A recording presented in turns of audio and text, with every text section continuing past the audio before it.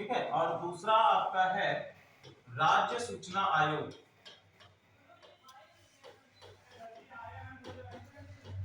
दो स्तरीय है, केंद्रीय सूचना आयोग और राज्य सूचना आयोग। ये दो बॉडीज हैं आपकी जो काम करती हैं किसके लिए, आपके आरटीआई अधिनियम 2005 के लिए। ठीक है, इस या हम कैसे भी कह सकते हैं कि आरटीआई अधिनियम 2005 के अंतर्गत केंद्रीय सूचना आयोग तथा राज्य सूचना आयोग का गठन किया गया है। क्लियर। अब ये बताइए कि आपका जो केंद्रीय सूचना आयोग है इसमें कितने आयुक्त होते हैं। इसमें आयुक्त कितने होते हैं। ठीक है, तो इसका जो एक आपका होता है मुख्य आयुक्त, एक मुख्य आयुक्त होता है और इस एक मुख्य आयुक्त के अंतर्गत अधिकतम 10 आयुक्त होते हैं। एक मुख्य आयुक्त और अधिकतम 10 आयुक्त होते हैं। तो अगर क्वेश्चन आपसे ऐसे बनता है कि केंद्रीय सूचना आयोग में अधिकतम कितने आयुक्त हो सकते हैं, तो अधिकतम कितने आयुक्त हो सकते हैं 10। 10 से अधिक आयुक्त इसमें नहीं। क्लियर है यहां तक। चलिए नेक्स्ट लिखिए, राष्ट्रीय हाइड्रोजन मिशन, राष्ट्रीय हरित हाइड्रोजन मिशन, राष्ट्रीय हरित हाइड्रोजन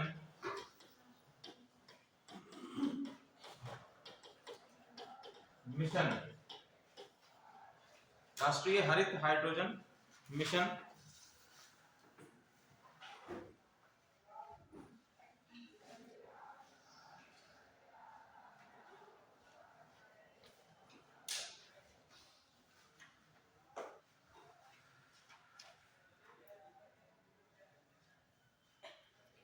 ठीक।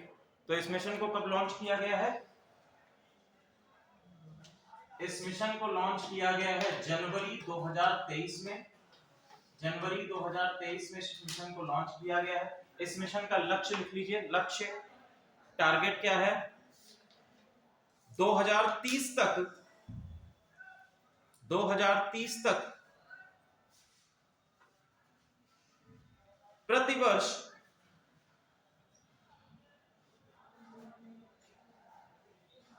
प्रतिवर्ष 5 million metric ton, 5 million metric ton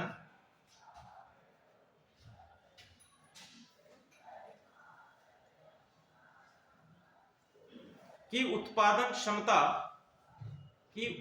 क्षमता हासिल करना, उत्पादन क्षमता हासिल करना।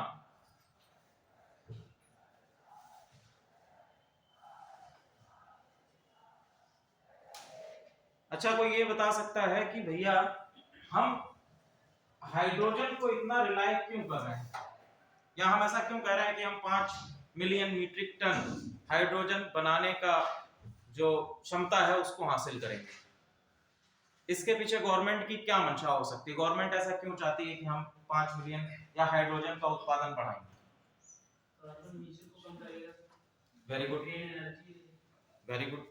तो देखिए हाइड्रोजन जो वर्तमान समय में हम जिस प्रकार का ईंधन या फ्यूल यूज करते हैं, जो बेसिक फ्यूल है या जो परंपरागत ईंधन है, उसमें हमारे कौन से आते हैं फ्यूल, वो आते हैं हमारे फॉसिल फ्यूल्स। ठीक है, फॉसिल फ्यूल्स या जिनको हम कहते हैं जैविक ईंधन। जैविक ईंधन में जैसे कि हमारा कौन सा है, कोल हो गया, पेट्रोलियम हो गया,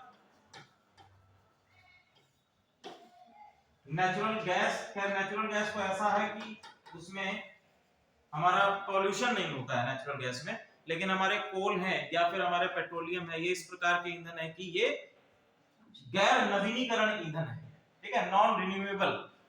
और जब ये खत्म हो जाएंगे और ये सीमित मात्रा में खत्म हो जाएंगे तो इसके बाद हमें किसी ना किसी अदर सोर्स पर रिलाय करना होगा अपने यातायात संसाधनों को सुचारू रूप से चलाने के लिए।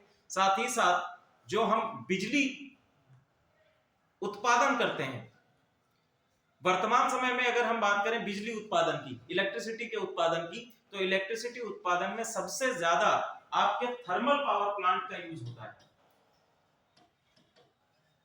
Thermal power plant. Thermal power plant के लिए कौन सी संस्था है? एनटीपीसी, ठीक है, NTPC, thermal power plant, national thermal power plant, national thermal power plant corporation. ये आपकी एनटीपीसी संस्था है जो बिजली उत्पादन, और सर्वाधिक इसमें यूज किसका होता है? कोयले का यूज होता है, ठीक है। तो इसलिए गवर्नमेंट ये चाहती है कि हम ऐसे सोर्सेस पर शिफ्ट करें जिससे कि सबसे पहला लक्ष्य हासिल क्या होना है कि वो हमारे पर्यावरण को नुकसान ना पहुंचाएं। दूसरा कि हम जो हमारे परंपरागत ईंधन है उनकी अपेक्षा अदर ऐसे ईंधन को यूज करें कि जो हमारे लंबे समय तक एनर्जी प्रोवाइड कर सके, क्योंकि जो भी हमारे फॉसिल फ्यूल्स है क्या है, सीमित मात्रा में उपलब्ध है। क्लियर है? चलिए, तो हमने क्या कहा है कि हम 5 मिलियन मीट्रिक टन का उत्पादन करने की क्षमता हासिल करेंगे। कब तक? वर्ष 2030 तक, ठीक है। अब इसके अंतर्गत हाइड्रोजन्स को 3 पार्ट्स में डिवाइड किया गया है। पहला है आपका ग्रीन हाइड्रोजन,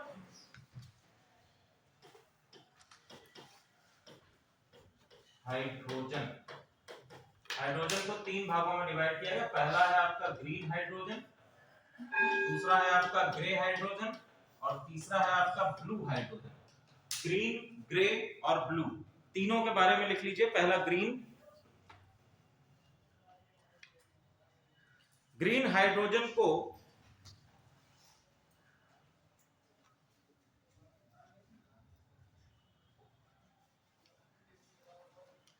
बिजली का उपयोग करके पानी को हाइड्रोजन और ऑक्सीजन में विभाजित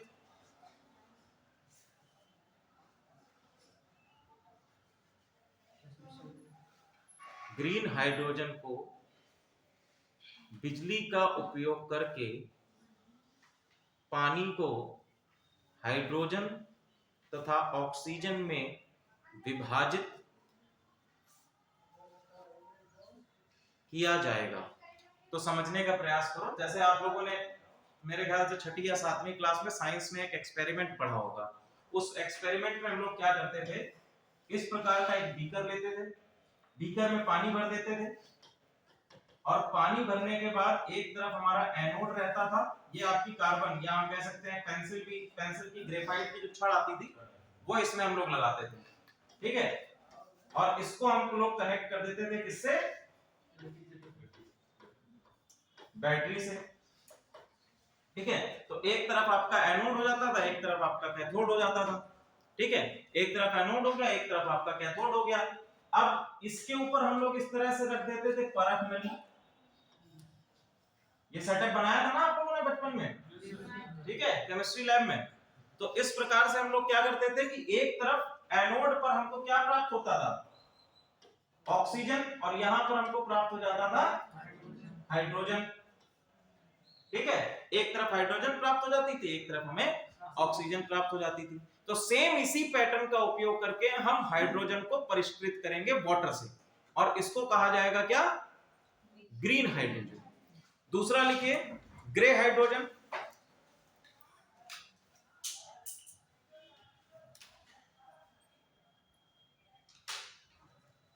ग्रे हाइड्रोजन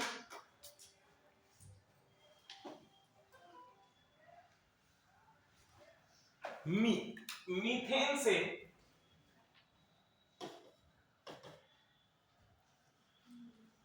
इसमें लिख लीजिएगा, इस प्रोसेस को हम लोग बोलते हैं इलेक्ट्रोलिसिस। इस प्रोसेस को बोलते हैं इलेक्ट्रोलिसिस। और ग्रे हाइड्रोजन जो है वो आपका प्राप्त होगी हमें मीथेन से। ग्रे हाइड्रोजन किससे प्राप्त होगी? मीथेन से प्राप्त होगी। और नीचे लिख लीजिए ब्लू हाइड्रोजन।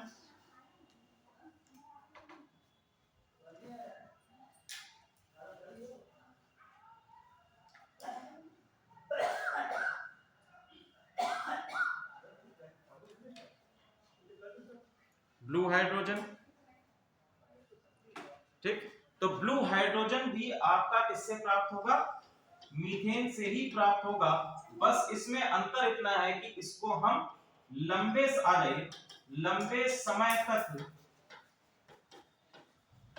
संग्रहित कर सकते हैं, लंबे समय तक संग्रहित कर सकते हैं, और जिसकी लिए सहायता ली जाएगी कार्बन डाइऑक्साइड की। ठीक है, कार्बन डाइऑक्साइड की सहायता ली जाएगी। देखो मैं साइंस का टीचर तो हूं नहीं, तो इसमें कैसे कार्बन डाइऑक्साइड की सहायता ली जाएगी, कैसे इसको रखा जाएगा संग्रहित करके, उतना तो मैं नहीं बता पाऊंगा।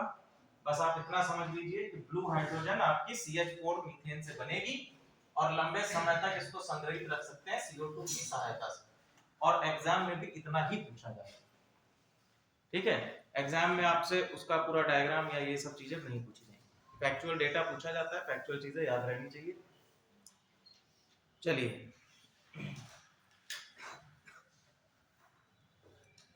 नेक्स्ट लिखो, न्यायपालिका का भारतीयकरण, इंडियनाइजेशन ऑफ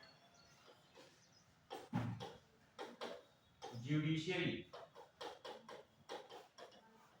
न्यायपालिका का भारतीयकरण।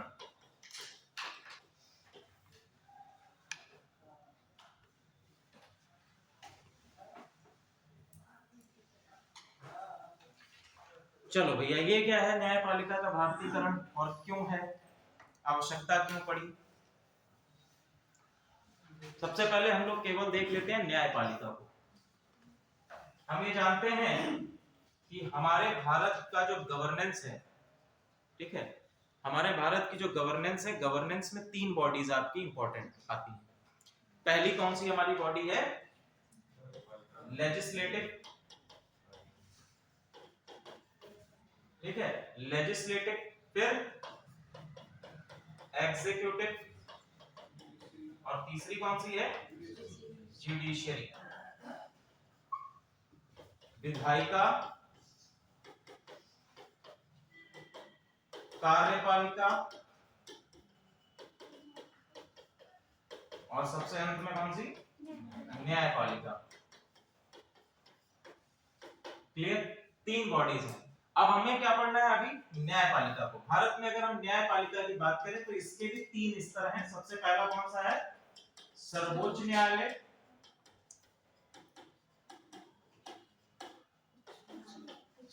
उच्च न्यायालय, और सबसे अंत में आता है जिला न्यायालय, अथवा इसको हम लोग कहते हैं सत्र न्यायालय, सेशन कोर्ट। ठीक है, सत्र न्यायालय अथवा सेशन कोर्ट। अब देखो, सर्वोच्च न्यायालय में अभी तक क्या होता था, जो लैंग्वेज प्रेफर की जाती थी, या सर्वोच्च न्यायालय की जितनी भी प्रोसीडिंग्स होती थी वो कौन सी लैंग्वेज में हो रही थी? अंग्रेजी भाषा में हो रही थी। ठीक है, तो काफी समय से ये मांग उठ रही थी कि सर्वोच्च न्यायालय की प्रोसीडिंग्स भी भारतीय भाषाओं में होनी चाहिए। ठीक है, अगर हम इसको भारतीय भाषाओं में करेंगे नहीं तो इसको हम इंडियन जुडिशरी कैसे कह सकते हैं कि अदर लैंग्वेज जो हमको वेस्टर्न कल्चर से प्राप्त हुई है वहां की लैंग्वेज को हम अपनी जुडिशरी के सबसे बड़े स्तंभ में यूज कर रहे हैं। तो दैट इज व्हाई ये रिक्वायर्ड हुआ कि भैया यहां पर भारतीय भाषाओं को भी यूज किया जाए। अच्छा ये बताइए, एक बहुत ही फैक्चुअल क्वेश्चन, कि भारतीय भाषाओं का जिक्र संविधान के कौन से अनुच्छेद में या कौन से पार्ट में?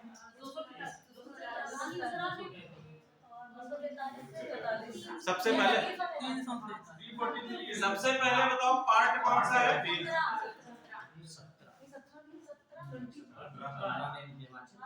पार्ट, भाषाएं संविधान के कौन से पार्ट में है?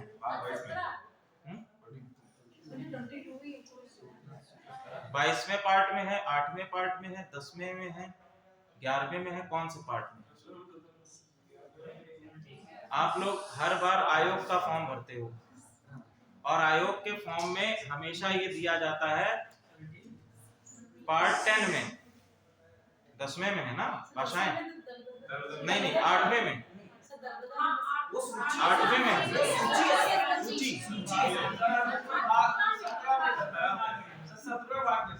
हाँ, सूची 8 भाग 17 सूची 8वीं सूची। और आर्टिकल कौन सा है? अनुच्छेद। अनुच्छेद 343। ठीक है, अब यहां से आपके क्वेश्चन बनेंगे। अब पहला क्वेश्चन क्या बन गया कि भाषाओं का कौन सी सूची में है, 8वीं सूची में है। कौन से भाग में है, 17वें भाग में है। अनुच्छेद कौन सा है, 343। कितनी भाषाओं के बारे में बताया गया है, कितनी भाषाएं हैं, 22 भाषाओं के बारे में इसमें बताया गया। क्लियर है यहां तक। अब चलो हम लोग देखते हैं कि इसके अंतर्गत जो हमारा न्यायीकरण भारतीयकरण है, इसमें क्या क्या चीजें। लिखिए, हिंदी, तमिल, गुजराती, हिंदी, तमिल, गुजराती, ओडिया, उड़िया। सर्वोच्च न्यायालय के निर्णयों का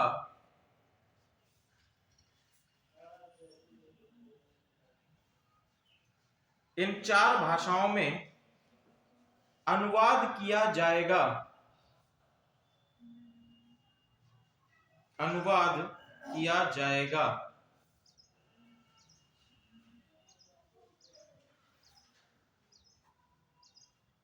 अनुवाद किया जाएगा। ठीक है, इसके लिए एक जो है 4 भाषाएं कौन सी हैं, हिंदी और हिंदी, तमिल, गुजराती और उड़िया। ये 4 भाषाएं हैं जिसमें अनुवाद किया जाएगा। दूसरा जो है इन्होंने कहा कि एक ई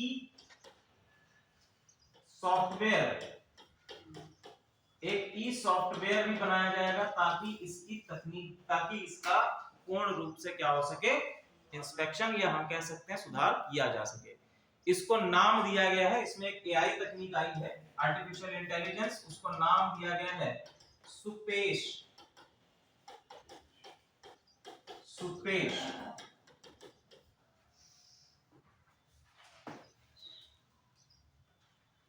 सुपेश पोर्टल। यहां से आप जो भी निर्णय सर्वोच्च न्यायालय के आते हैं उनको अपनी भाषाओं में देख सकते हैं। जी, ये भी 23 का ही। ये हम पूरा जो ये पढ़ रहे हैं, ये पहले मंथ से हम लोगों ने उठाया, जनवरी 2023। देखो हम लोग ये जो आरओ के लिए करंट अफेयर शुरू करा है, इसमें जनवरी 2023 से दिसंबर 2023 तक का करंट अफेयर्स हम लोग पूरा पढ़ेंगे कि क्या क्या चीजें आई और क्या क्या हम लोगों ने न्यू डेवलपमेंट्स हुए, सरकार ने कौन कौन सी योजनाएं 2023 में लाई हैं। और मेरे ख्याल से इतना करंट अफेयर्स हम लोगों के लिए सफिशिएंट होगा, क्योंकि पेपर जो बनना होगा वो दिसंबर में बनके कंप्लीट हो जाएगा, फरवरी में होना है, जनवरी में बनना छपना शुरू होगा, तो दिसंबर तक का करंट अफेयर्स ही आएगा। ठीक है, तो हम लोग जो है 12-13 क्लासेस या 15 क्लासेस जो भी रहेंगी करंट अफेयर्स की, उसमें हम लोग पूरा 1 साल का करंट अफेयर्स कवर कर लेंगे। अभी हम लोग जनवरी पे चल रहे हैं, जनवरी में कई सारे टॉपिक्स हम लोगों ने अभी कवर किए हैं, आगे भी देखते हैं। अब लिखे प्रज्वला चैलेंज।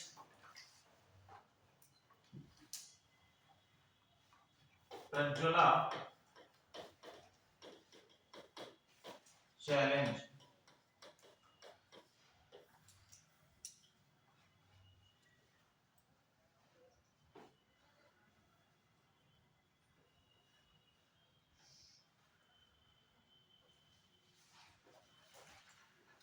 चलिए, जनवरी 2023 ग्रामीण विकास मंत्रालय, इसकी नोडल एजेंसी कौन है, ग्रामीण विकास मंत्रालय।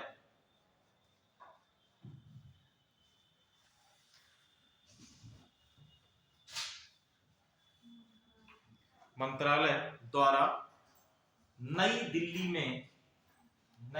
में प्रज्वला चैलेंज का उद्घाटन किया गया।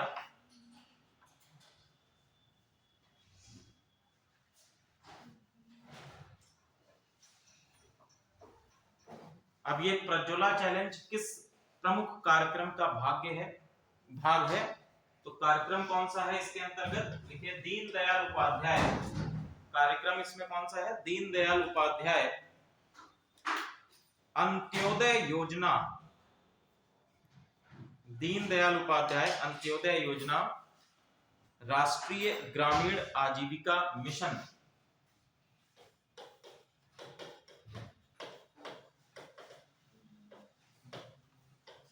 अंत्योदय योजना, राष्ट्रीय ग्रामीण आजीविका मिशन।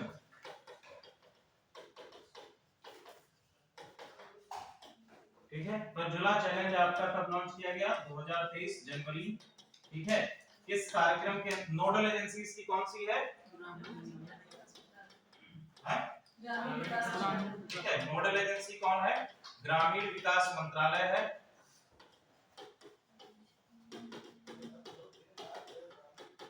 कौन से कार्यक्रम के अंतर्गत है ये? दीनदयाल अंत्योदय योजना, राष्ट्रीय ग्रामीण आजीविका मिशन के अंतर्गत इसको लॉन्च किया गया है। अब ये बताइए, दीनदयाल अंत्योदय योजना राष्ट्रीय ग्रामीण आजीविका मिशन किस वर्ष में लॉन्च किया गया था? इसको लॉन्च किया गया है 2011 में। ठीक है, ये मिशन कब लॉन्च किया गया है? 2011 में लॉन्च किया गया है। उद्देश्य क्या है इसका? उद्देश्य इसका क्या है? प्रमुख देखो, उद्देश्य अगर हम बात करें तो क्या है? गरीबी उन्मूलन। क्या है? गरीबी उन्मूलन। और ये गरीबी उन्मूलन कैसे होगा? ग्रामीण क्षेत्रों में रोजगार उपलब्ध कराकर, रोजगार उपलब्धता। अब ये बताइए, ग्रामीण क्षेत्रों में रोजगार उपलब्धता कैसे होगी? हाँ, वेरी गुड। ठीक है, तो इसके अंतर्गत क्या है कि स्वयं सहायता समूह बनाकर स्वरोजगार की जो हमारी कंसेप्ट है उसको ग्रामीण क्षेत्रों में लागू करना। और ये जी, और ये केवल और केवल एक ही डिपार्टमेंट में नहीं है, ये आपके मल्टीपल डिपार्टमेंट्स को आप जब सर्च करेंगे, जैसे आप समाज कल्याण विभाग की बात कर लें तो समाज कल्याण विभाग में हमारे यहाँ एक प्रोग्राम चलता है जिसके अंतर्गत महिलाओं का स्वयं सहायता समूह बनाकर उनको सिलाई प्रशिक्षण कार्यक्रम देके उनको एक कह सकते हैं कि पूरी तरह सिलाई का पूरा एक दुकान वो बना सकते हैं। और जितने भी आपके उनके द्वारा बनाए गए हैंडीक्राफ्ट्स हैं उनके लिए फिर हमारा विभाग क्या करता है कि डिफरेंट जगहों पर स्टॉल लगाता है, मेलों में। ठीक है, हाँ, पॉटरी वगैरह भी उसमें शामिल है। तो इस तरह से स्वयं सहायता समूह बनाकर आप जितने भी हैंडीक्राफ्ट्स हैं, हस्त निर्मित चीजों को बना सकते हैं और फिर उनको मार्केट में बेच भी सकते हैं। लखनऊ वगैरह में आप लोग देखते होंगे तो हस्तशिल्प उद्योग और हस्तशिल्प के काफी सारे मेले वगैरह भी ऑर्गेनाइज किए जाते हैं जिसमें कि इसी प्रकार के आर्टिफैक्ट्स या हैंडीक्राफ्ट्स को बेचा जाता है। तो राष्ट्रीय ग्रामीण आजीविका मिशन 2011 में इसको लॉन्च किया गया था। मुख्य उद्देश्य, अब इसमें लिखिए लाभार्थी कौन होंगे या लाभार्थी, ये जो आपका प्रज्वला चैलेंज है इसके अंतर्गत कौन कौन से लाभार्थियों को शामिल किया गया है?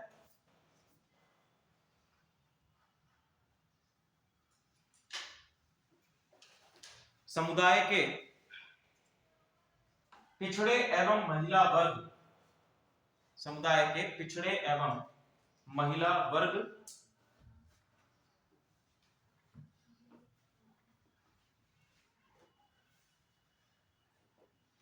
अनुसूचित जाति एवं जनजाति,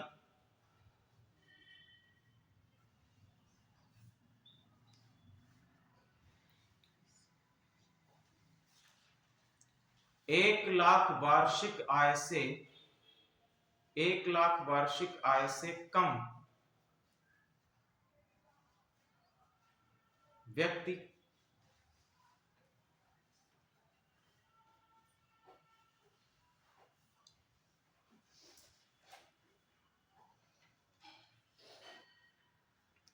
ठीक।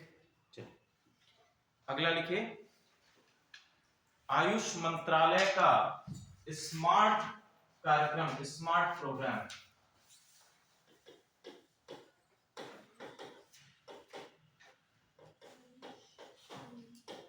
स्मार्ट कार्यक्रम किसका है? ये आयुष मंत्रालय।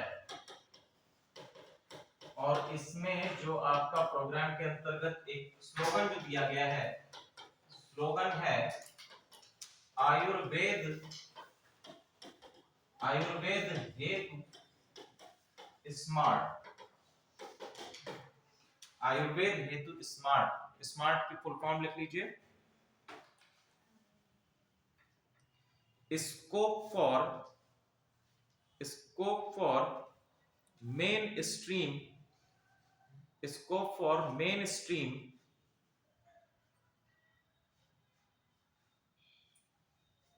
Ayurveda research in teaching professionals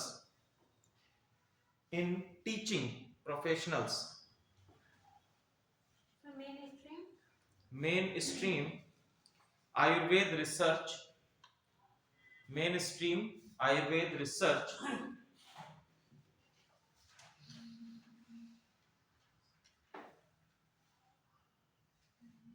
in teaching professionals। ठीक है, तो बेसिकली इसका जो उद्देश्य है, आयुर्वेद में शोध एवं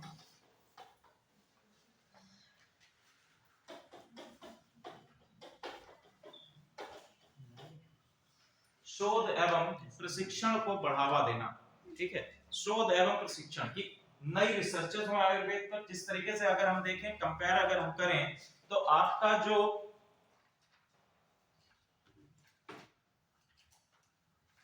आयुर्वेद है, अंग्रेजी दवाओं की अपेक्षा अभी भी क्या है, नीचे स्तर पर है। इसमें अभी भी उतना डेवलपमेंट नहीं हुआ है, ना कि कोई न्यू रिसर्च आपकी आई है। जबकि अगर हम देखें अंग्रेजी दवाओं के क्षेत्र में, तो काफी रिसर्चेस भी हैं और उन पे काफी रिलायबल भी रहती है पॉपुलेशन। ठीक है, तो यहां पर हम क्या करेंगे कि शोध तथा प्रशिक्षण के द्वारा इसको उत्थान करने का प्रयास करेंगे। क्लियर है? चलिए नेक्स्ट लिखिए टॉपिक।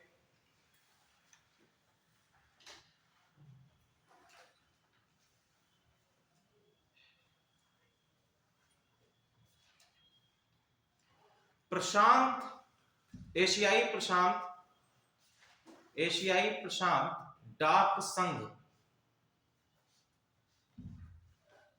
एशियाई प्रशांत डाक संघ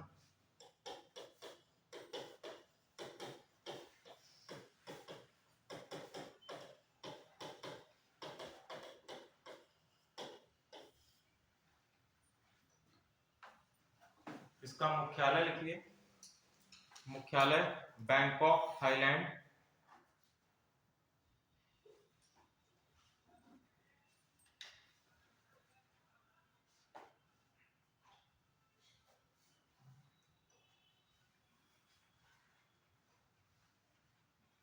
ठीक है, अब देखो एशियाई प्रशांत डाक संघ की हम लोग बात क्यों कर रहे हैं। एशियाई प्रशांत डाक संघ की बात इसलिए की जा रही है क्योंकि इस वर्ष जो इसका नेतृत्व करता रहा है और अगले 4 वर्षों तक रहेगा, 4 वर्षों के लिए नेतृत्व कौन कर रहा है, भारत कर रहा है। ठीक है, कौन कर रहा है, भारत कर रहा है। इसके महासचिव जो बनाए गए हैं, उनका नाम लिखिए विनय प्रकाश सिंह। विनय प्रकाश सिंह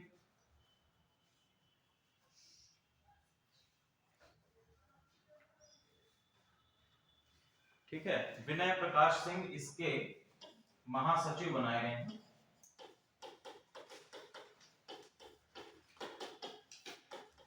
विनय प्रकाश सिंह, ठीक है, ये इसके महासचिव बनाए गए हैं। अगर हम बात करें एशियाई प्रशांत डाक संघ की, तो टोटल इसमें मेंबर कंट्रीज कितनी है, सदस्य राष्ट्र इसमें टोटल कितने हैं, 32 कंट्रीज इसमें शामिल है। इंडो पैसिफिक रीजन्स में जो बिलोंग करती है, इंडो पैसिफिक रीजन से बिलोंग करने वाली आपकी कितनी कंट्रीज इसमें है, 32 कंट्रीज सम्मिलित हैं। इंडो पैसिफिक रीजन क्या है,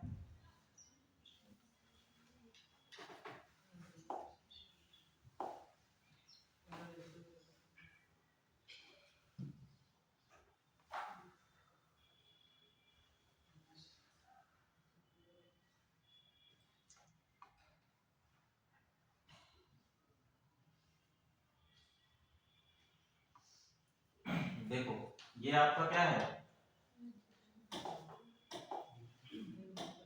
ये है आपका प्रशांत महासागर, ठीक है। इधर आओगे तो यहाँ पर भी आपका प्रशांत महासागर पड़ेगा, क्लियर। तो ये वाला आपका जो इंडिया का रीजन है, और ये इंडियन ओशन और प्रशांत का जो रीजन कहलाता है, ये कहलाता है आपका इंडो पैसिफिक रीजन। ये इंडिया के नाम से इसका इंडो पैसिफिक रीजन नहीं आया है, ये किसके नाम पर आया है, यहाँ पर जो हमारा सी है, इंडियन ओशियन जो है, उसके नाम पर हम इसको कहते हैं इंडो पैसिफिक रीजन। इसको इसके साथ में मत कनेक्ट करना कि भारत का नाम इंडिया है तो इंडिया के नाम से इसको इंडो पैसिफिक रीजन कहा जाता है। इसमें देखिए कौन कौन सी कंट्रीज आपकी कई सारी आ रही है, सिंगापुर आपको दिखाई दे रहा, मलेशिया है, ऑस्ट्रेलिया इसमें इंक्लूड नहीं होगा, ठीक है, ब्रुनेई है, वियतनाम है, जापान भी इसमें शामिल होगा, ठीक है, और भी कई सारी कंट्रीज यहाँ पर है, फिलीपींस भी यहीं पर आता है। तो ये सभी कंट्रीज इंडो पैसिफिक रीजन में शामिल हैं। नेक्स्ट हम लोग अगला टॉपिक देखते हैं।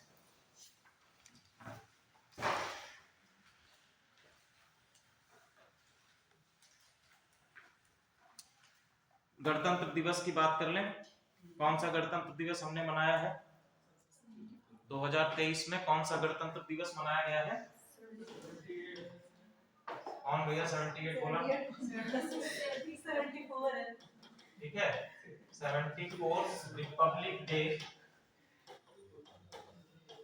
74 रिपब्लिक डे हम लोगों ने मनाया है।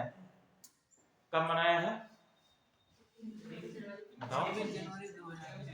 26 जनवरी। Yes coming. आप कितने लेट आ रहे हैं? आज टैब में पानी नहीं आ रहा था क्या? अरे सुन लीजिए, इधर कहाँ रह गया? सर गाँव से आना पड़ता है, दूरी ज्यादा है, मत आया कर। ठीक है सर। ठीक है, क्योंकि इतना लेट आने पे आपको भी बेनिफिट नहीं मिलेगा, और मुझे भी जब आप डेली क्लास में एंटर करेंगे तो मुझे भी अंदर से धक्का लग जाएगा। तो इसलिए या तो समय से आइए। आई थिंक 12 बजे समय पर्याप्त है। मैं पता है कहाँ से आता हूँ? लखनऊ से आता हूँ, और सुबह 10 बजे पहुँच जाता हूँ। सर लखनऊ से आते हैं जी आज बैठे हाँ, सीरियस।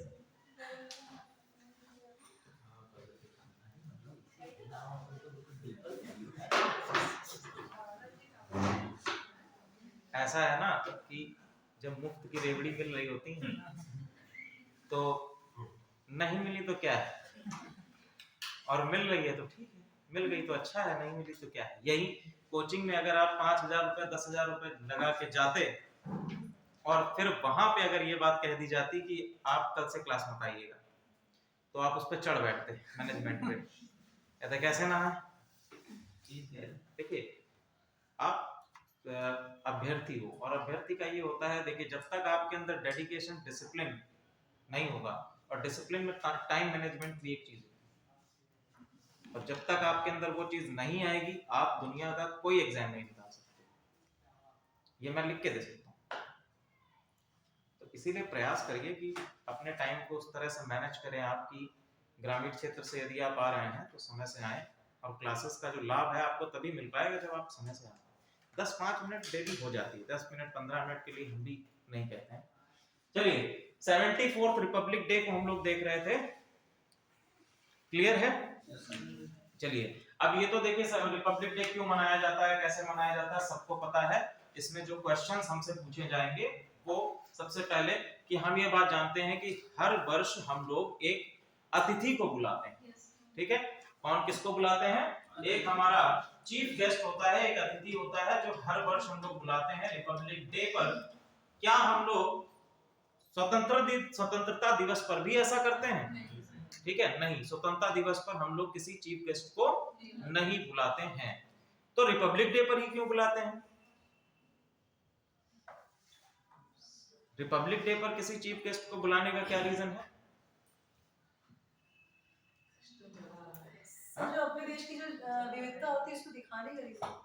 Very good. तो जो हमारे यहाँ की जो झांकियाँ अलग-अलग लोग लेके आते हैं, देखिए मेन चीज जो हम लोग बात करें कि रिपब्लिक डे का जो, ठीक, वेरी गुड, रिपब्लिक डे का जो कार्यक्रम होता है या रिपब्लिक डे का जो मनाने का उद्देश्य होता है वो ये है कि हमने स्वतंत्रता के बाद अब तक तक अपना कितना विकास किया है, कितना हम डेवलप हुए हैं और कितना और अधिक हम डेवलप आगे हो सकते हैं, उस चीज को हम क्या करते हैं, शो करते हैं। और दैट इज व्हाई कि हम 26 जनवरी ऑन रिपब्लिक डे हम ये कोशिश करते हैं कि हमारे यहाँ एक ऐसा गेस्ट आए जो कि किसी ना किसी पर्टिकुलर, या हम कह सकते हैं कि अलग देश का प्रतिनिधित्व करता हो। एक विदेशी मंच हम लोग बनाते हैं जहां पर आकर वो हमारे भारत देश की संस्कृति को, हमारे विकास को, इन सभी चीज, हमारे सैन्य विकास को, मिलिट्री डेवलपमेंट को भी देख सकें। तो अभी वर्तमान समय में 2023 में कौन आया है, नाम लिखिए, मिस्र के राष्ट्रपति अब्दुल फतेह अल सिसी।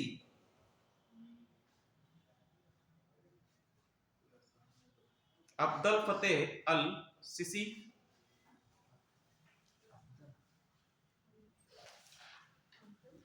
अब्दुल फतेह अल सिसी ये चीफ गेस्ट के तौर पर आए हैं। पहली बार मिस्र का व्यक्ति सिसी, अरे सा में छोटी की मात्रा, फिर सा में बड़ी की मात्रा और बड़ी सिसी, अब्दुल फतेह सिसी। चलिए, पहली बार ऐसा हुआ है। एक और चीज पहली बार हुई, ऊंट पर महिलाओं की झांकी, ये भी लिख लो, ऊंट पर महिलाओं की झांकी, ये भी पहली बार हुआ है गणतंत्र दिवस पर। अच्छा, अगले साल कौन किसको बुला रहे हैं हम लोग, ठीक है, वेरी गुड। ये भी क्वेश्चन पूछा जा सकता है कि अगले साल 2024 में किसको बुलाया गया है, क्योंकि अभी तो पता चल चुका है 2024 में किसको बुलाया जा रहा है, तो उसको भी पूछा जा सकता है। क्लियर है? नेक्स्ट लिखिए, मिशन 929,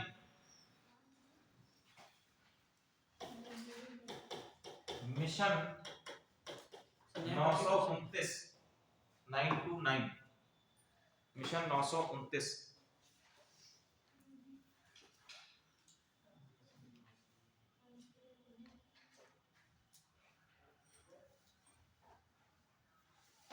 चलिए, ये भैया मिशन 929 क्या है?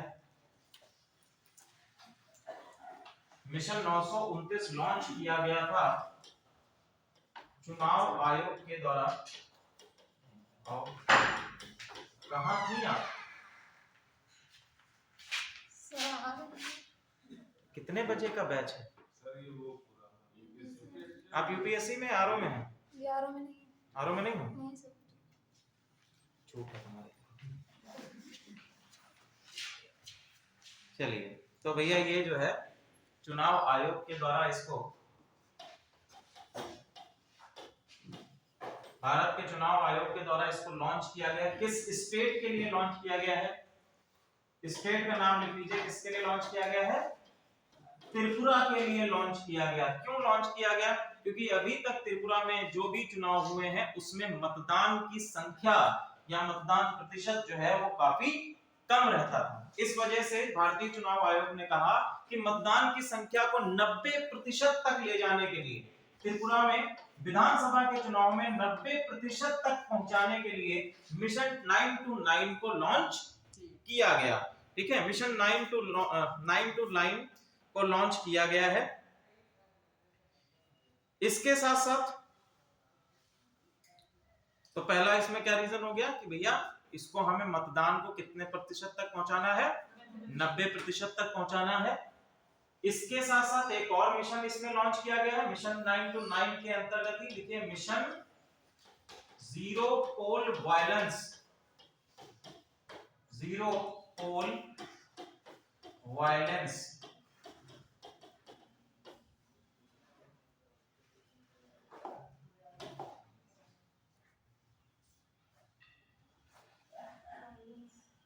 वायलेंस, वायलेंस मतलब क्या है आपका?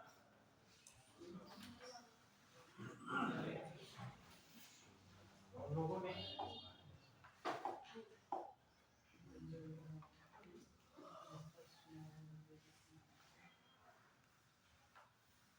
अभी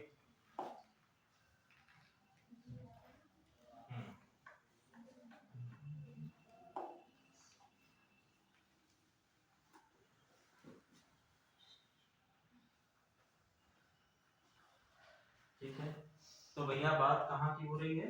त्रिपुरा की बात हो रही है। त्रिपुरा, आपकी त्रिपुरा की लाइन किससे किससे टच होती है, किन किन स्टेट से टच होती है? तो पहला आपका कौन हो गया? बांग्लादेश। और भारतीय स्टेट कौन सा है? मिजोरम। और दूसरा असम।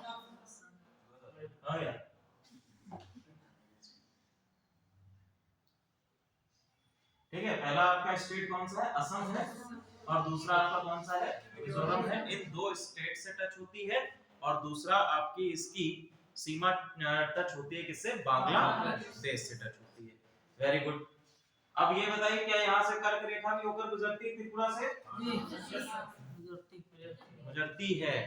ठीक है, त्रिपुरा राज्य से कर्क रेखा भी होकर गुजरती है। क्लियर है?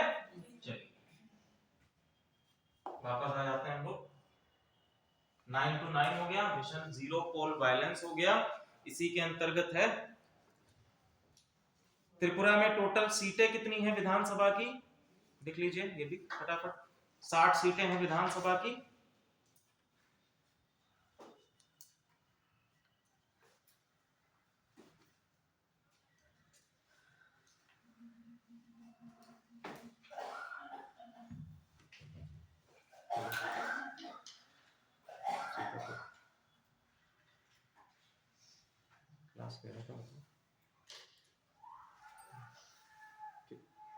अगला टॉपिक लिखिए, जल दृष्टिकोण।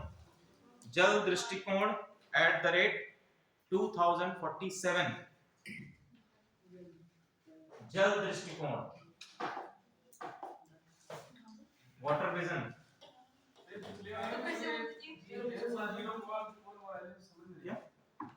अरे जीरो पोल वायलेंस का मतलब है कि जो भी आपके मतदान केंद्र हैं उसमें किसी भी प्रकार की हिंसा ना हो सके, साथ ही साथ जो भी आपके मतदान हो वो निष्पक्ष और ट्रांसपेरेंट हो। ठीक है, अब लिखिए जल दृष्टिकोण, वाटर विजन।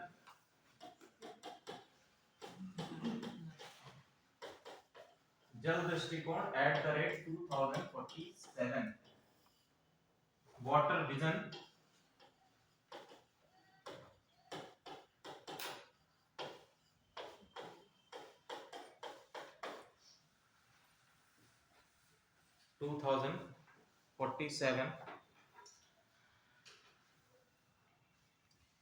देखिए 5 जनवरी 2023 को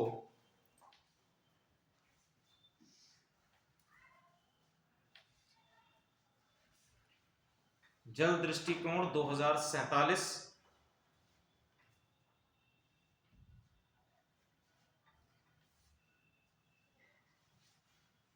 सम्मेलन का आयोजन किया गया।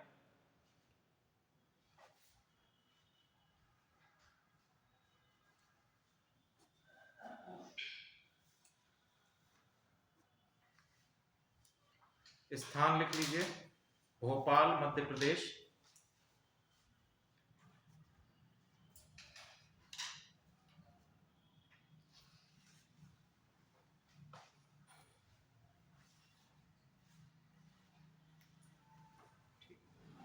कहां पर इसको किया गया है? भोपाल में किया गया है, भोपाल मध्य प्रदेश। अब देखो जल जो है ये एक ऐसा संसाधन है, ये भी हम जानते हैं कि पेयजल सीमित मात्रा में है और पेयजल अब केवल पृथ्वी पर पूरे जल का केवल 2% बचा हुआ है। ठीक है, 2%। तो ऐसे में ये बहुत ही इंपॉर्टेंट है कि जल का मैनेजमेंट किया जाए और जल सुरक्षा का जो लक्ष्य हम लोगों ने 2025 तक बनाया है, ठीक है, 2025 तक हमारा लक्ष्य है, इसको अब बढ़ाकर कितना कर दिया गया है? 2047 तक इसको कर दिया गया है। इट मींस दैट कि हमने कितने वर्ष इसमें ऐड किए हैं? लगभग 25 वर्षों को और ऐड किया है 2023 से। अगर हम इसको जोड़ें, 25 समय जोड़ लें, 2023 से जोड़ा है तो 25 वर्षों को हम लोगों ने ऐड किया है और इसको कहां तक पहुंचा दिया? 2047 के एंड तक। क्लियर? क्योंकि जनवरी की न्यूज़ है तो वो 2022 से मेरे ख्याल से जुड़ेगी। 2023-24, हाँ, तो 2022 से तब होगा 47, 2022। अब मोदी जी जो हैं वो नए नए नुस्खे लेकर आते हैं, कभी 3D 3P और अब की इसमें उन्होंने एक और जोड़ा है, इसमें जोड़ा है उन्होंने 5P प्रोग्राम। ठीक है, इन्होंने क्या जोड़ा है इसमें 5P, बोले 5 ऐसे P's हैं जिनसे कि हम इसको लक्ष्य को हासिल कर लेते हैं। कौन कौन से 5 P हैं? पहला P है political will, P for political will, राजनीतिक इच्छा शक्ति, पॉलिटिकल विल, राजनीतिक इच्छा शक्ति। सेकंड पब्लिक फाइनेंसिंग,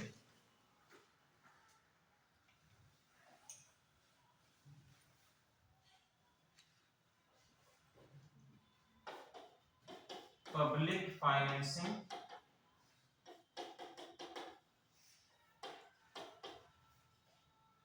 पार्टनरशिप,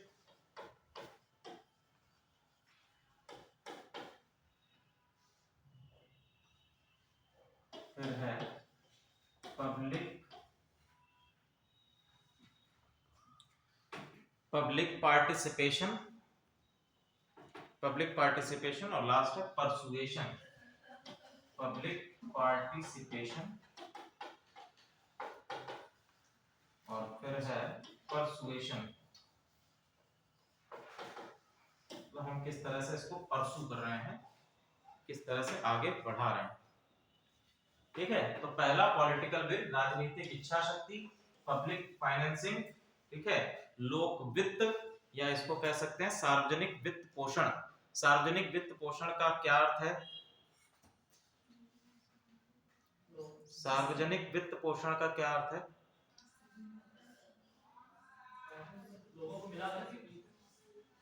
ठीक है, सार्वजनिक वित्त पोषण का अर्थ है कि जो हमारे कार्यक्रम चलेंगे उसमें लोग स्वयं से आगे आकर उसको अपने धन से, जैसे मान लो कोई जल के लिए कोई बात चल रही है तो हमने क्या किया, एक बड़ा सा ग्रुप बना लिया, ठीक है, और उस बड़े से ग्रुप में बनाकर हमने क्या किया, सबसे कहा कि आप इतना इतना शेयर दीजिए और इसके जरिए हम एक क्या करेंगे, रूफ टॉप या रेन वाटर हार्वेस्टिंग सिस्टम बना लेंगे। ठीक है, तो उन्होंने उस पूरे ग्रुप ने चंदा इकट्ठा करके, पैसा इकट्ठा करके क्या कर लिया, एक रूफटॉप वाटर हार्वेस्टिंग सिस्टम बना लिया। तो ये एक तरीके क्या है, पब्लिक फाइनेंसिंग सिस्टम।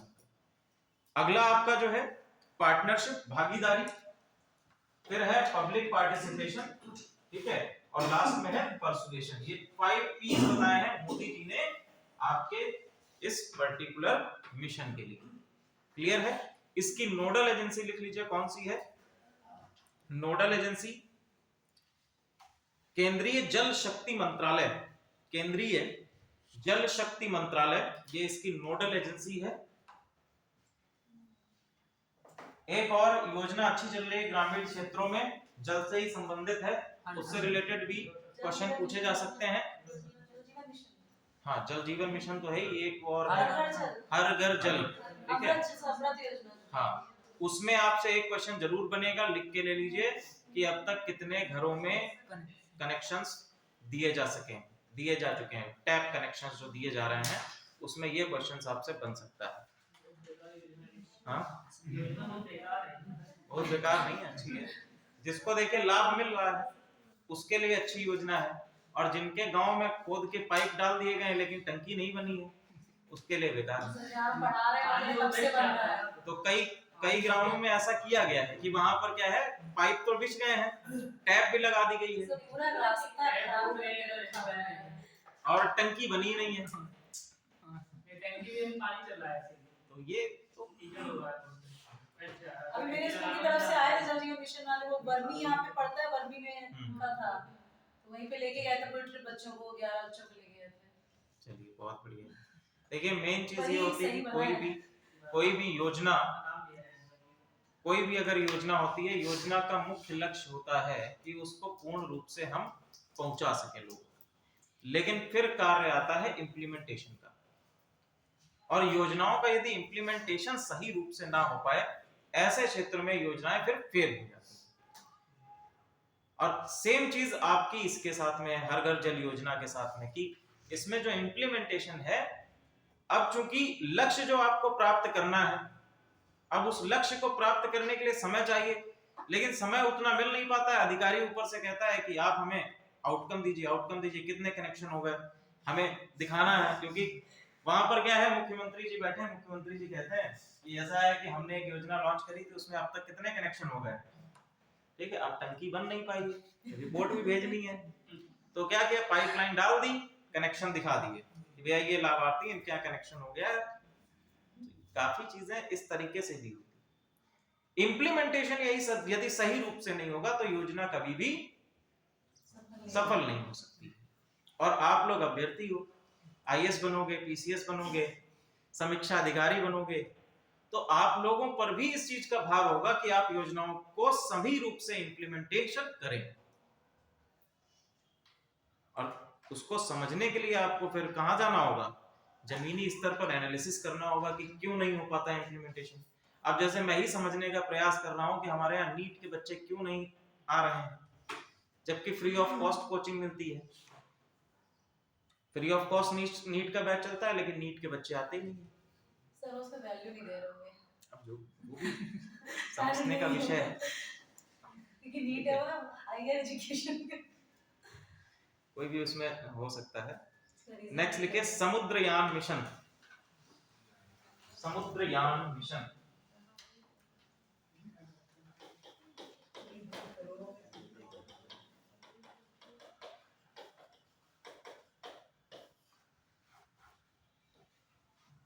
ये समझ लीजिए कि जितना आप लोगों के क्लास में यहाँ पढ़ाया जा रहा है, जो अभी आप लोगों का टेस्ट होगा उसमें इनसे रिलेटेड सारे क्वेश्चन रहेंगे, तो रिवाइज करते रहिएगा। ठीक है, क्या कह रहे हैं? टेस्ट जरूरी है। हमारी तो यही कोशिश है कि जब तक आप लोगों का एग्जाम हो तब तक 12-15 टेस्ट आप लोग दे दें, तो ऐसी स्थिति में ये सही हो जाएगा कि आप लोग प्रैक्टिस भी हो जाएगी, और प्रैक्टिस होने के साथ साथ जो क्वेश्चंस बनेंगे, अगर मान लीजिए 12 टेस्ट भी होगा तो 12 टेस्ट में आप लोगों के 100 भी क्वेश्चन अगर रखते हैं तो 1200 क्वेश्चन, 40 क्वेश्चन और हो गए, तो वो आपका प्रैक्टिस में आ जाएंगे। और उसमें से क्लासेस की टाइमिंग नहीं बढ़ेगी, क्लासेस टाइम में बढ़ने मतलब 3 घंटे की छुट्टी और नहीं बढ़ेगी, तो 4 घंटे करा लेंगे। देखिए अभी जब हम लोग वहां शिफ्ट कर लेंगे तब क्लासेस बढ़ा लेंगे। ठीक है, उधर शिफ्ट हो जाए, अभी ये बिल्डिंग जो है इनकी है, जीआईसी वालों की, और यहीं पर हमारा यूपीएससी का ही बैच चलता है। जल्दी शिफ्ट कर लेंगे, 1 हफ्ता लग जाएगा, वहां पर काम चल रहा है। सर उस दिन बता के गए ना, वो टीवी वगैरह सब लगेगा, तो वो वहीं पर लगेगा। चलिए समुद्रयान मिशन अब ज्यादा नहीं हम लोग करते हैं। पृथ्वी विज्ञान मंत्रालय नोडल एजेंसी, पृथ्वी विज्ञान मंत्रालय द्वारा इसको शुरू किया गया है। पृथ्वी विज्ञान मंत्रालय द्वारा इसको शुरू किया गया है, समुद्रयान मिशन। लक्ष्य लिखिए,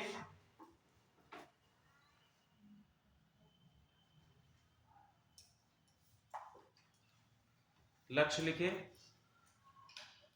गहरे समुद्र में खनिजों की खोज, गहरे समुद्र में खनिजों की खोज,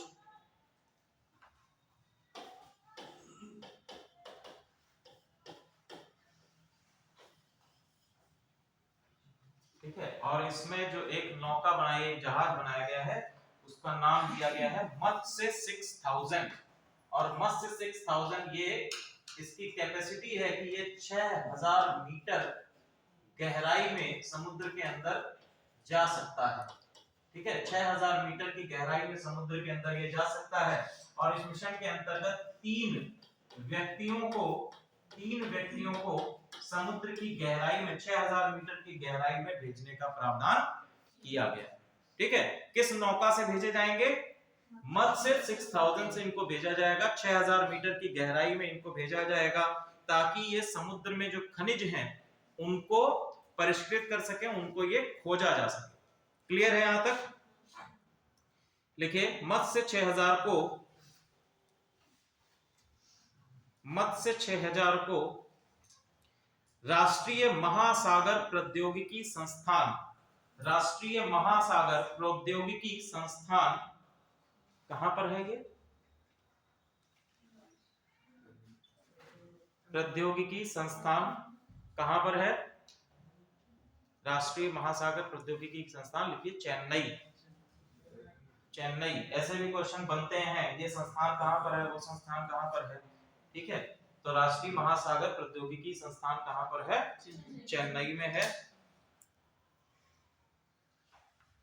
चलिए एक और लिखिए, गहरा महासागर मिशन। गहरा महासागर मिशन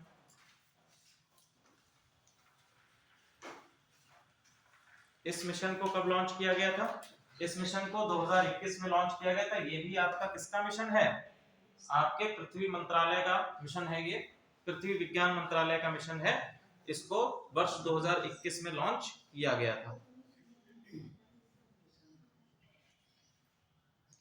नेक्स्ट लिखो,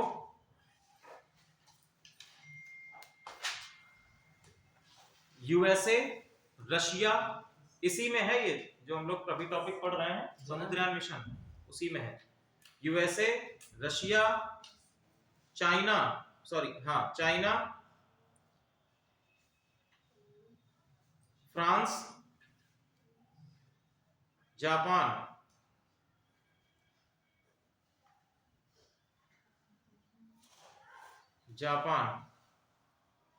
ठीक है, के साथ भारत संयुक्त रूप से इस मिशन पर कार्य करेगा। यह भारत का पहला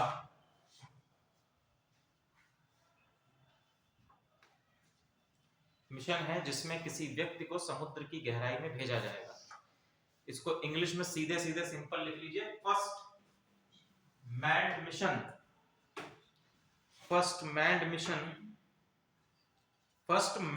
ओशन मिशन।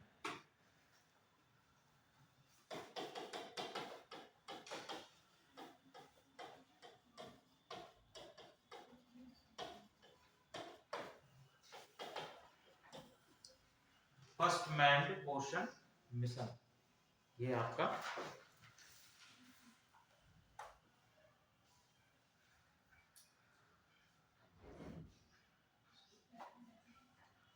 अगला लिखिए, सागर परिक्रमा चरण 3। सागर परिक्रमा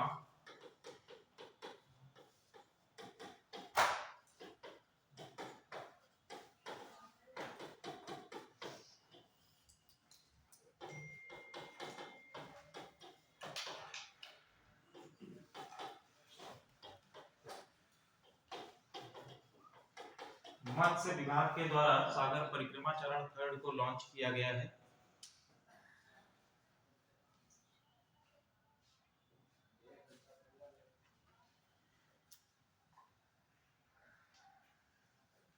देखिए,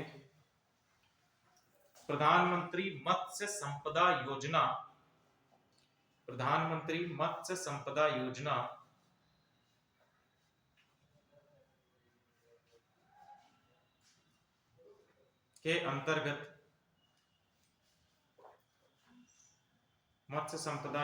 के अंतर्गत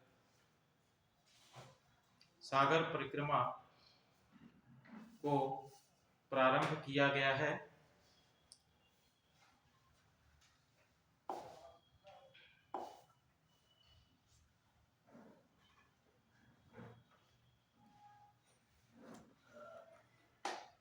अब सागर परिक्रमा के अंतर्गत जितने भी आपके कोस्टल स्टेट्स हैं, coastal states in the sense कि जो भी आपके तटीय राज्य हैं, ठीक है, तटीय राज्य में जैसे फर्स्ट नंबर पर आता है गुजरात के बाद आ जाएंगे नीचे महाराष्ट्र के बाद गोवा, ठीक है, फिर आपका आ जाएगा कर्नाटक के बाद आपका आ जाएगा केरला, ठीक है, कर्नाटक, केरला, तमिलनाडु, आंध्र प्रदेश, फिर आपका उड़ीसा के बाद आपका पश्चिम बंगाल, ठीक है। ये सभी स्टेट्स को कनेक्ट करते हुए हमने मिशन लॉन्च किया है। कौन सा? सागर परिक्रमा मिशन, ठीक है। तो ये मिशन कहां से स्टार्ट हुआ? गुजरात से स्टार्ट हुआ। अभी जो आपका थर्ड फेज है इसको किया गया है कहां पर, कौन से राज्य में? महाराष्ट्र में इसको किया गया है। लिख लीजिए, थर्ड जो आपका स्टेज है इसको महाराष्ट्र में किया गया है।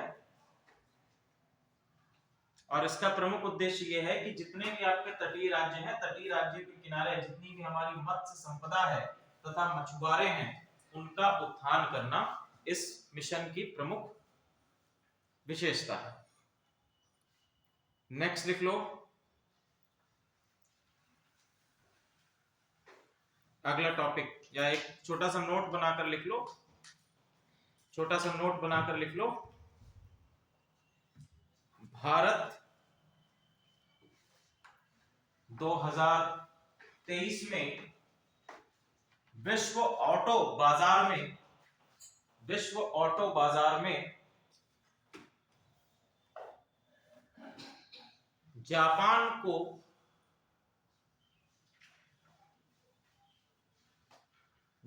को पछाड़ते हुए तीसरे पायदान पर पहुंचा। अब देखो इसमें क्या है भैया, विश्व ऑटो बाजार, जब हम लोग बात करते हैं विश्व ऑटो बाजार, तो विश्व ऑटो बाजार के अंतर्गत बात ये आती है कि कौन सा देश कितने ऑटोमोबाइल सेक्टर में कितनी गाड़ियों को बेच रहा है, कितनी गाड़ियों की बिक्री कर रहा है। तो इस मामले में सबसे पहले नंबर पर है चीन, दूसरे नंबर पर कौन है, यूएसए, तीसरे नंबर पर अब पहुंच चुका है कौन, भारत पहुंच चुका है। पहले इस नंबर पे आपका जापान था और जापान को पछाड़ते हुए भारत तीसरे नंबर पर पहुंच चुका है, चौथे नंबर पर है जापान। ठीक है, ये छोटा सा एक फैक्ट था। नेक्स्ट लिखिए, अंतरराष्ट्रीय शिल्प शिखर सम्मेलन,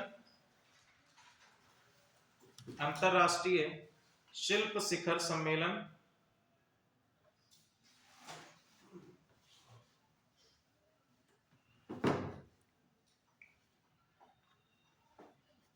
उड़ीसा के जाजपुर में, उड़ीसा के जाजपुर में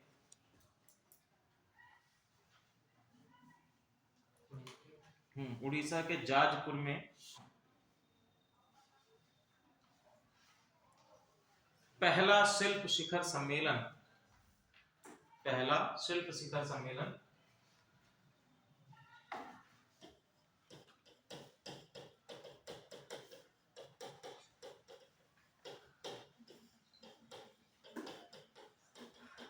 इसमें टोटल जो अंतरराष्ट्रीय देशों ने पार्टिसिपेशन किया है, टोटल 13 राष्ट्रों ने इस शिखर सम्मेलन में पार्टिसिपेट किया है। अच्छा, जाजपुर का क्या महत्व है, उड़ीसा का जो ये क्षेत्र है जाजपुर, इसका क्या महत्व है? उड़ीसा की राजधानी कौन सी है? भुवनेश्वर। तो जाजपुर जो है उड़ीसा की पुरानी राजधानी है। ठीक है, जाजपुर क्या है, प्राचीन राजधानी है उड़ीसा की, और इसीलिए उड़ीसा की गवर्नमेंट चाहती है कि जो जाजपुर है एक पर्यटन केंद्र के रूप में बने। दैट इज वाई जाजपुर में अंतरराष्ट्रीय शिल्प शिखर सम्मेलन का आयोजन किया गया। टोटल 13 देशों ने इसमें पार्टिसिपेट किया है। ये पहला भारत का अंतरराष्ट्रीय शिल्प शिखर सम्मेलन है। क्लियर है यहां तक? चलिए आगे हम लोग बढ़ते हैं।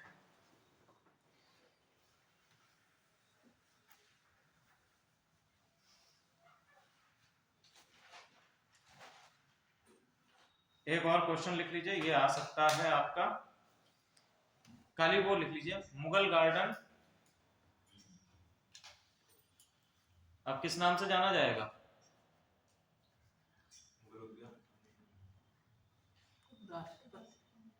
लिखिए अमृत उद्यान।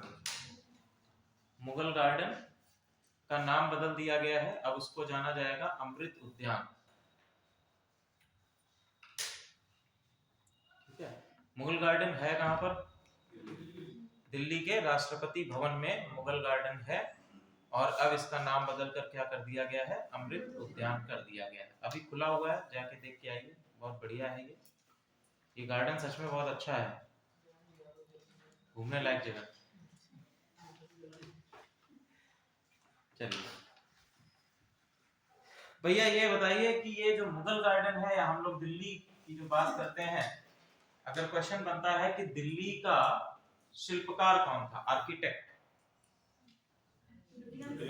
लुटियंस, ठीक है, कौन है, एडविन लुटियंस, ये आपका दिल्ली का आर्किटेक्ट कहा जाता है। मुगल गार्डन भी इन्हीं के द्वारा बनाया गया था, ठीक है। जो इसका आर्किटेक्चर है वो डिजाइन किसने किया है, लुटियंस। इसीलिए कभी कभी आप लोगों ने कहीं कहीं पढ़ा होगा लुटियंस की दिल्ली टर्म आता है, ठीक है। आगे लिखिए, मुख्यमंत्री सुखाश्रय सहायता कोष, मुख्यमंत्री सुखाश्रय सहायता कोष, सुखाश्रय सहायता कोष,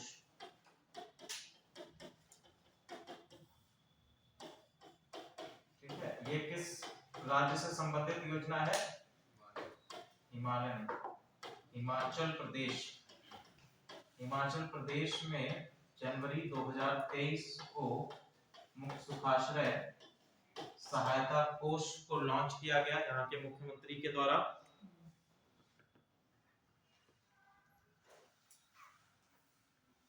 सर दिल्ली के शिल्पकार थे लुटियंस जी, आर्किटेक्ट लिखो। चलिए, तो भैया इसके अंतर्गत देखो क्या है, इसमें बहुत ही बढ़िया चीज करी गई हिमाचल प्रदेश में। सबसे पहली बार ऐसी एक योजना आई है जिसमें नेताओं का पैसा लगेगा, ठीक है, सुखाश्रय सहायता, ये सच्चाई है। इसमें जितने भी आपके हिमाचल प्रदेश के सांसद और विधायक हैं, सांसद और विधायक हैं, उनसे कहा गया आप अपने वेतन का एक हिस्सा किसमें दोगे, ये जो हमारा कोष है इसके अंतर्गत देंगे, ठीक है। कितना परसेंट देंगे ये भी बता दिया गया। तो इसमें जो है लगभग 20 से 25% के आसपास वेतन का हिस्सा आपको इसमें देना है, हर महीने नहीं, एक बार देना है, ठीक है। एक बार दे दीजिए, बाद में आगे देखा जाएगा। 25%। हाँ, इसमें टोटल 68 विधायक, सॉरी 68 संसदीय, 68 सांसद और 40 विधायक। उद्देश्य लिख लीजिए, उद्देश्य, इस योजना का उद्देश्य जरूरतमंद बच्चों और निराश्रित महिलाओं को उच्च शिक्षा की सुविधा प्रदान करना, जरूरतमंद बच्चों तथा निराश्रित महिलाओं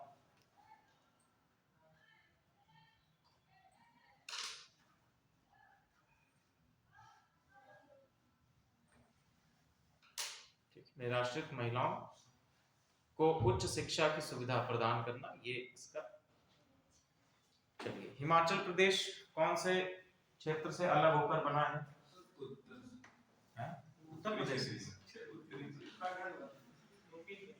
यूपी से। अच्छा, जो हमारा पंजाब का जो रीजन है, ठीक है, पंजाब से अलग होकर हिमाचल प्रदेश को बनाया गया था। कब बनाया गया है, कब बनाया गया है,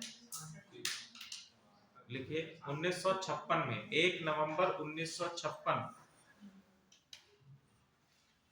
1 नवंबर 1956 में ये क्या बना है, हिमाचल प्रदेश राज्य बना है या केंद्र शासित प्रदेश बना है, नहीं, देखिए 1 नवंबर 1956 को केंद्र शासित प्रदेश और 1971 में 25 जनवरी 1971 भारत का 8वां प्रदेश, सॉरी 18वां प्रदेश, 18वां प्रदेश, 18th स्टेट ऑफ इंडिया,